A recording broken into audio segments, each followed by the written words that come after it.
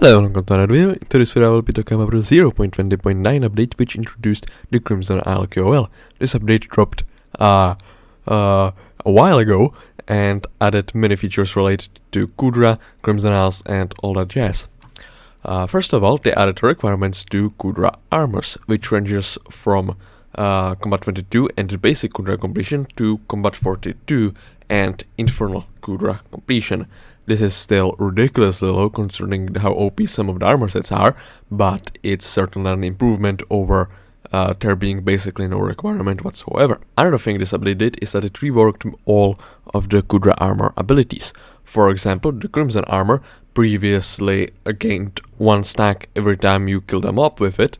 At 10 stacks you would swipe in a random direction which would kill additional mobs on top of the mobs you are hitting.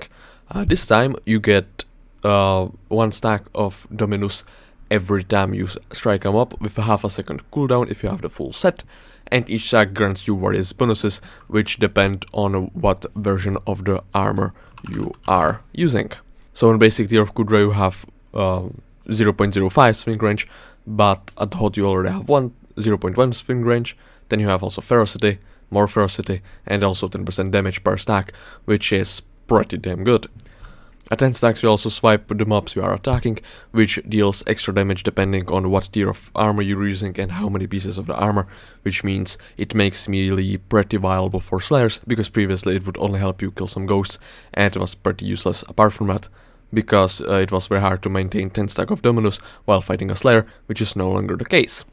Although the ability now does slightly less damage than it used to, which means that they reworked some of Blaze Slayer stats, meaning that the mobs you are fighting are weaker and easier to kill, which makes it much easier than before the update. Second change of armor is Terror, which I do not have on Infernal tier because Terror armor gains 1 stack of Hydra Strike every time you hit an enemy with a bow with a 0.2 second cooldown, regardless of how many pieces and the tier of the armor you are using. Extra stacks increase the speed of your arrows as well as their damage, and because this is slightly worse than the previous version of the armor, they made Kuudra much easier. Another change armor set is Aurora, which I don't have upgraded at all because it sucks, but previously it sucked way more.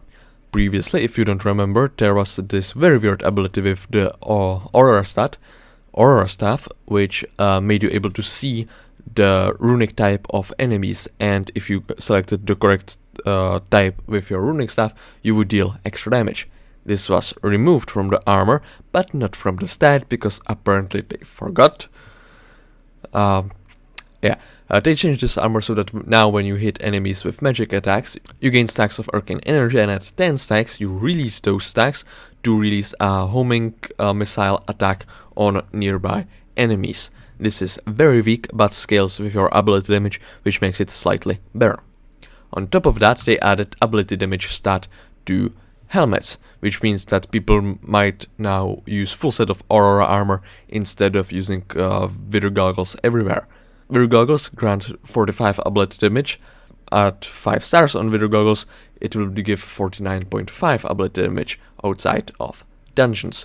To get this much ability damage you would need 12-star Infernal, but Infernal Aurora helmet also gives a massive amount of intelligence on its own, which makes it better even without having it on 15 stars, because 15 stars are in fact pretty expensive.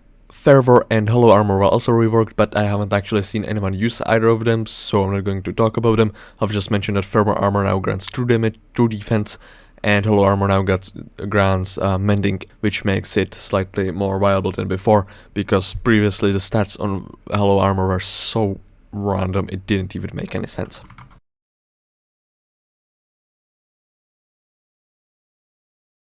They also made some changes to trophy fishing, namely that instead of there being percentage values that were hard to keep track of, there's now a stat called Trophy Fish Chance. This stat is now granted to all the Trophy Hunter armors, including bronze ones, and the values are higher than they were before then. This stat is also granted to the 3 Lava Rods, Magma Rod, Infernal Rod, and Hellfire Rod, at again higher values than before. The attribute itself, the Trophy Hunter attribute, grants the same amount of Trophy Fish Chance than it did previously.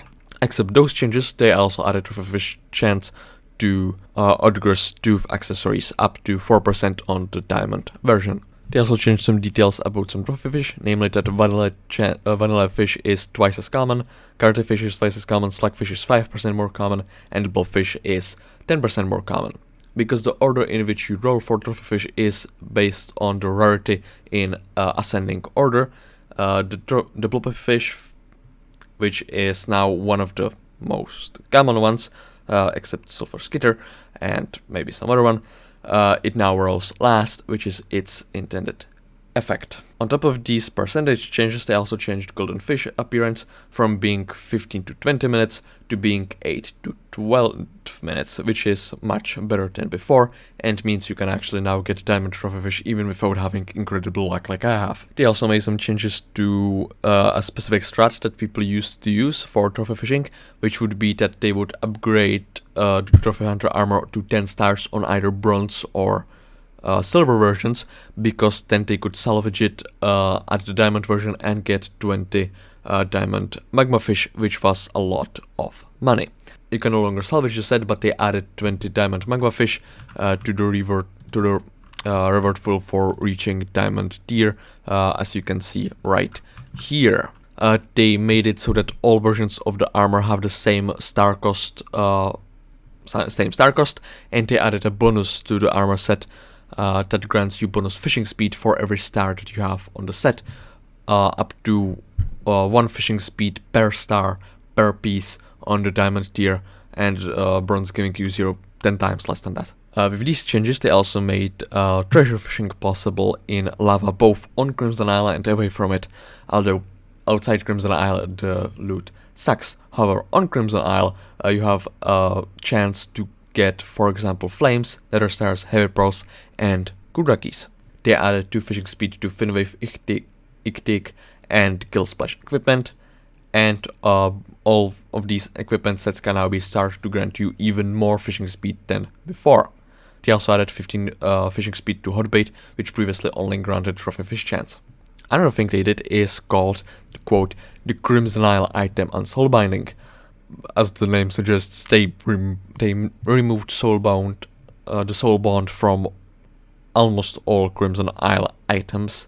Because of these changes, you can now buy materials that you would get from normal mobs, materials that you would get from fishing, materials you would get from mini-bosses, and even some special items like nether stars, heavy pearls, or Kuudra teeth. This means that everyone effectively has access to infernal armors, which is good, and attributes are also easier to obtain because you can now buy tier 10 attributes on Auction House, because previously you would only be able to buy them up to tier 4. However, I don't recommend buying this because foraging update is soon, for real this time hopefully. They also made some changes to bestiary. For example, all mini-bosses now require 500 kills instead of 1000 kills. Lord Jobos requires 100 kills instead of 250. This means that the bestiaries are now much easier to obtain, which is something I'm 100% for.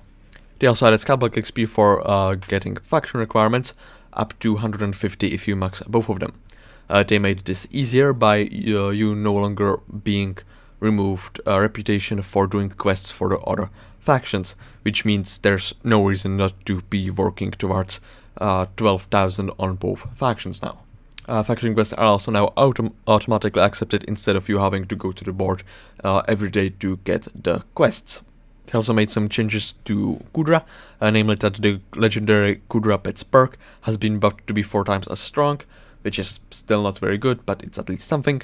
Kuudra chests can now be reloaded with Kismet feathers. They reduce the amount of mycelium and red sand you need to purchase Kuudra keys, which sure, even though they made it much easier to get with Mining Fortune now working on both of those resources. You can now stack the duration of Smoldering Polarization effect, which is the effect from Gummy Bear. The Ballistic Ham radio has been buffed and now grants you 50% of the stats even if there is no other enjoyer near you. And they changed the recipe of Habanero Tactics because it was supposed to be buffed and the previous version was incredibly unobtainable because it costed billions. In these patch notes they also mentioned some of their upcoming plans, namely reworking Habanero Tactics to be useful, added a way to negate your Trophyfish chance, which we already can see with the added treasure hook in the probably, I think, most recent update. Make Crimson Swipe not be magic damage, which is slightly complicated because of their current damage system. Rework the Rent enchantment because it is apparently unbalanceable.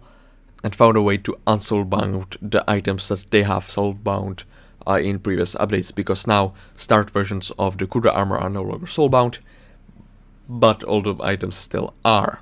Some of the longer term plans include making lower tier Kuudras more accessible to lower level players, make improvements to the reputation quest system, and revamp the mechanics of Crimson Isle mini-bosses. So 6 months later, we have 2 out of 8 on that one. So that's nice. This will be everything from this video. If you liked it, leave a like and subscribe because it helps me a lot, and I will see you another time.